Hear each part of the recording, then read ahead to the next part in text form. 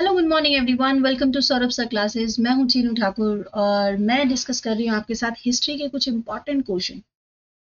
हर बार कुछ कुछ जो इंपॉर्टेंट क्वेश्चन रिपीट आते हैं, ठीक है, बार बार वही क्वेश्चन आ रहे हैं, हमारे एग्जामिनर्स को बहुत पसंद है वो क्वेश्चन और रिपीट आते हैं, तो उसी के बारे में डिस्कस कर रहे हैं। तुगलक डिनेस्टी से रिलेटेड एक क्वेश्चन आया हुआ है, तो चलिए फटाफट से शेयर करते हैं वो क्वेश्चन। क्वेश्चन है, इब्न बतूता ने भारत की यात्रा किसके शासनकाल में की थी? ठीक है, अलाउद्दीन खिलजी, मोहम्मद बिन तुगलक, बलबन, इल्तुतमिश।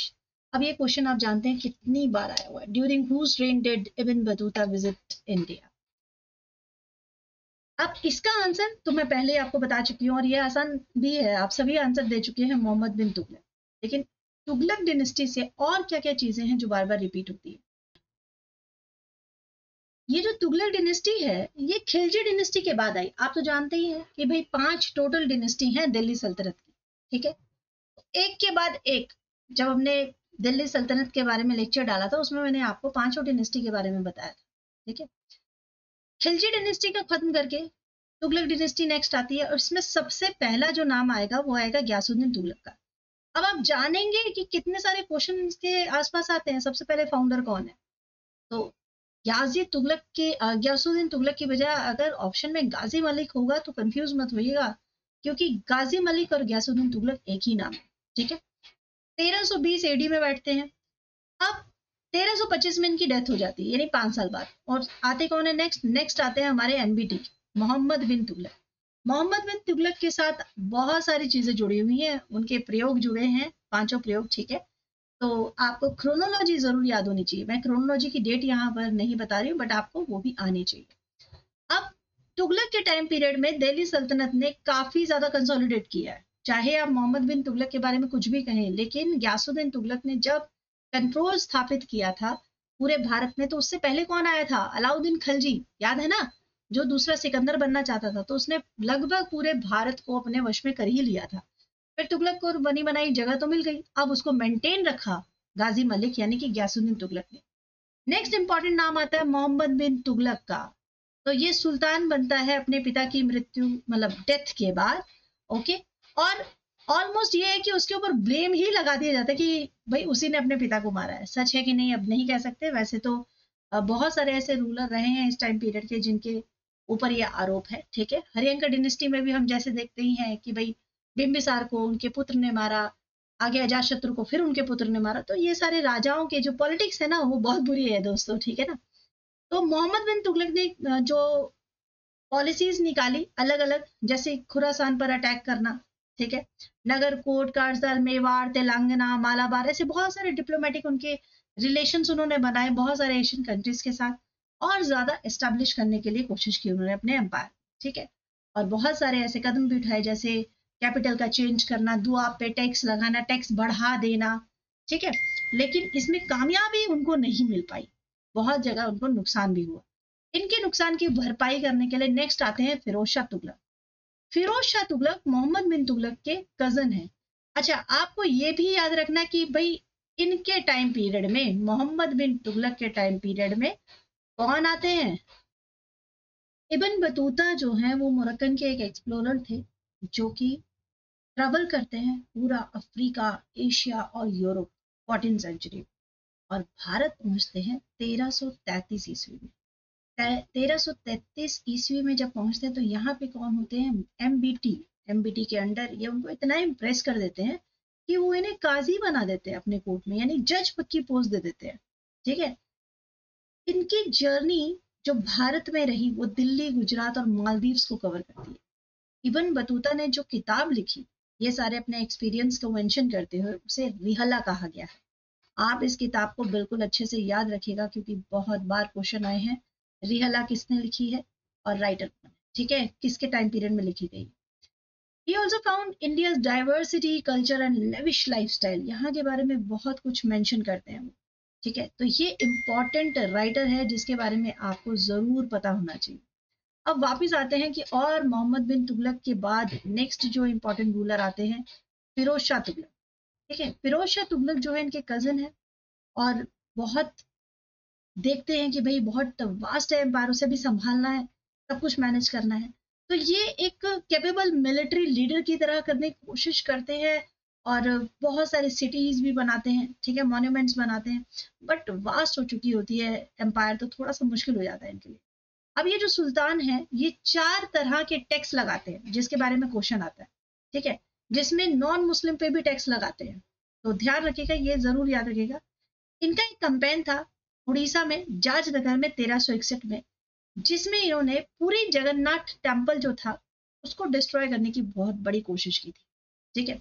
अब इनकी अचीवमेंट की बात कर लें तो कुछ डिपार्टमेंट इन्होंने खोले, जैसे दीवाने खैरात, जिसपे पेपर आता है, ठीक है, आपका क्वेश्चन आता है भाई ये जरूर कर लेना। दीवाने खैरात जिसका मतलब है चैरिटी करना, ठीक है, एक ऐसा डिपार्टमेंट बनाया चैरिटी करना। दीवाने बंदगान, जो स्लेव्स आते थे वॉर के बीच में, ठीक है, वॉर होती थी तो वहां से बंधक आते थे, तो एक डिपार्टमेंट बनाया गया स्पेशली दीवाने बंदगान की, उनसे भी काम लिया जा सके।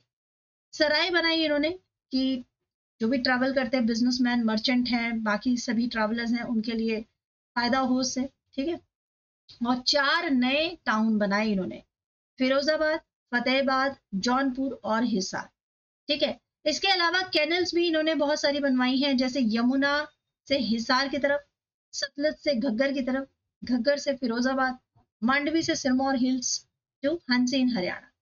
टैक्स जो 4 में टैक्स आपको बात कर रही थी वो कौन कौन से टैक्स है, एक तो है खराज, जकात, खाम, ये तीनों आपके एग्जाम में आए हुए हैं। खराज का मतलब क्या होता है, जब आप कोई ऐसा लैंड टैक्स दे रहे हैं जो कि 1/10 होता है आपके प्रोड्यूस का, जो भी लैंड आप प्रोड्यूस कर रहे हैं, जमीन में से क्रॉप जो भी प्रोड्यूस होता है उसका 1/10 भाग।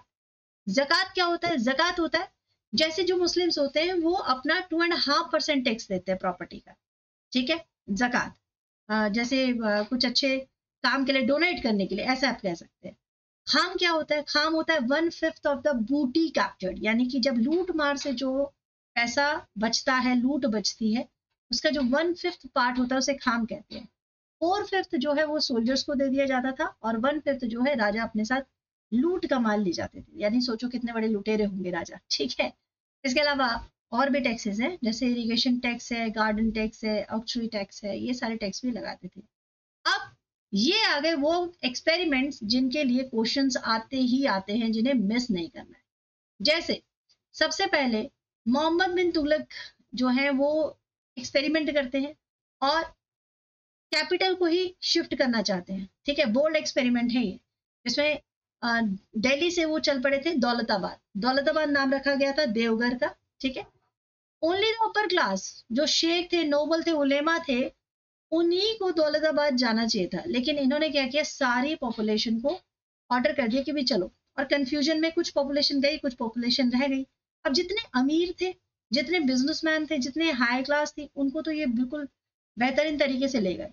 तो यहाँ पर सारा जो टाउन था वहां पर वो सब लोग रह गए जो पॉपुलेशन, जो मतलब गरीब होंगे या फिर जो पॉपुलेशन उतने हाई, समझ रहे हैं ना, अपर क्लासेस में नहीं है। तो पीछे जो सिटी का हाल होगा क्या ही हो सकता है। फिर क्या होता है कि अब मोहम्मद बिन तुगलक को वहां जाके एहसास होता है कि अरे ये तो गड़बड़ डिसीजन हो गया, तो वापस चलते हैं।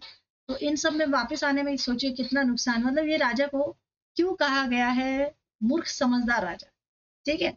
ये कोशिश कर रहा था कि भाई बहुत सारे अटैक हैं जो दिल्ली पे होते रहते हैं, ठीक है, ये भी इनकी सोच गलत नहीं थी, बट जब हम आपको किसी भी चीज को प्लान करते हैं हम अपने सारे प्लान को अच्छे से इम्प्लीमेंट करने की कोशिश करते हैं, बट इनके प्लान्स तो बढ़िया होते थे, इम्प्लीमेंटेशन गड़बड़ा जाता था। नेक्स्ट इनका प्रयोग था टोकन करेंसी। चाइना में टोकन करेंसी एक बहुत सक्सेसफुल हुई थी कि उन्होंने क्या किया था, अपने समय का, अपने उस तत्कालिक जो चांदी के, उन्होंने बचाने के लिए चांदी और सोना को उन्होंने टोकन करेंसी लॉन्च की थी और उनकी सक्सेसफुल हो गई थी। तो मोहम्मद बिन तुगलक भी चल पड़े कि चलो ठीक है हम भी टोकन करेंसी निकालेंगे। तो बर्नी कहता है कि सुल्तान बर्नी, देखो बर्नी बहुत इंपॉर्टेंट राइटर है, मोहम्मद बिन तुगलक के बारे में उन्होंने मेंशन किया है कि उनका जो खजाना था वो काफी खाली होता जा रहा था, क्योंकि सुल्तान बहुत सारी स्कीम निकाल रहा था और वो स्कीम में सब खर्चा हो जाता था। तो सिल्वर को बचाने के लिए, जो थोड़े बहुत सिल्वर बची थी उसको बचाने के लिए वो कॉपर कॉइन को इशू कर देता है, ठीक है। लेकिन दिक्कत क्या होती है कि कॉपर कॉइन को वो कोई पर्टिकुलर मोहर नहीं लगवाता कि सिर्फ राजा की ही मोहर है या सिर्फ पर्टिकुलर ये राजा की टकसाल में छपा हुआ, ऐसा कुछ भी उसमें इंडिकेशन नहीं होता। तो घर घर में सिक्के छपने लगते हैं, तो इससे भी नुकसान होता है। ठीक है। तो वो कॉपर कॉइन कौन से थे, एक तो था जीतल, ठीक है, टंका की जगह जीतल चलाया था। और ये आइडिया जो है बहुत ही ज्यादा गड़बड़ हो गया, क्योंकि आप जानते हैं कि जुगाड़ में तो हम भारतीय पीछे बिल्कुल है ही नहीं, क्योंकि बर्नी के मतलब हिसाब से मिंट की जो टोके मतलब मिंट घर घर में बन गई थी, ठीक है। इस तरह सुल्तान फोर्स हो गया कि भाई विड्रॉ करना पड़ा। नेक्स्ट उसका इंपॉर्टेंट एक्सपेडिशन था खुरासान और कराची का। देखो ये एक्सपेडिशन 14th सेंचुरी में किया गया, और ये एक्सपेडिशन फिर वही बात है कि डिसीजन उनका गलत नहीं था, लेकिन यहाँ पर वो एक्सपेडिशन का सही समय नहीं था, ठीक है। तो यहाँ पर भी उनका बहुत बड़ा फेलियर होता है। अब एग्रेरियन रिफॉर्म्स की बात होती है, तो मोहम्मद बिन तुगलक ने बहुत सारे एग्रेरियन रिफॉर्म्स अपनाए थे, जैसे कि वो जो अलाउद्दीन की पॉलिसीज थी उस पर विश्वास नहीं करते, तो उन्होंने टैक्स वगैरह थोड़ा कम करने के लिए जो हेडमैन थे विलेज के, जैसे खुद है मुकद्दम है, उनकी पोजीशन को थोड़ा सा कम करने की कोशिश की। बट वो लैंड रेवेन्यू उतना नहीं ले पाए जितना उनको मतलब लेना चाहिए था।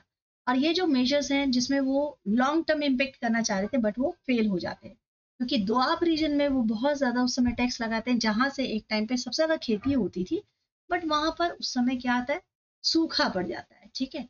तो डिपार्टमेंट भी ये बनाते हैं मोहम्मद बिन तुगलक, कुछ इंपॉर्टेंट डिपार्टमेंट है, वो डिपार्टमेंट आपको पढ़ने हैं, जरा मुझे कमेंट सेक्शन में लिख के बताइएगा वो कौन सा डिपार्टमेंट है जो मोहम्मद बिन तुगलक ने चलाया था, ठीक है। इसके अलावा मोहम्मद बिन तुगलक की इंपॉर्टेंट कुछ और पॉइंट भी मैंने मेंशन कर दिए हैं, बट आपके एग्जाम के लिए जो क्वेश्चन है वो आपके लिए वहां पर पहला जो क्वेश्चन था वो था, बाकी सारी चीजें मैंने लिख दी हैं, अगर आप पढ़ना चाहें तो इन नोट से पढ़ सकते हैं, ठीक है। तो वापस अगर क्वेश्चन पे आए, तो क्वेश्चन, इब्न बतूता ने भारत की यात्रा किसके शासनकाल में की थी, तो मोहम्मद बिन तुगलक के शासनकाल में की थी। सो आई होप अब आपको इसका आंसर मिल गया होगा, और इम्पोर्टेंट जो सारे पॉइंट्स है वो भी हम लोगों ने डिस्कस कर लिए। तो तुगलक डिनेस्टी के बारे में जितने क्वेश्चन आ सकते थे उतने ही डिस्कस किए हैं, इससे ज़्यादा फिलहाल अभी ज़रूरत नहीं है, जब क्वेश्चन आएगा तो मैं आपके साथ डिस्कस करूँगी। मैं मिलूंगी नेक्स्ट इंपॉर्टेंट सेशन में नेक्स्ट इंपॉर्टेंट टॉपिक के साथ।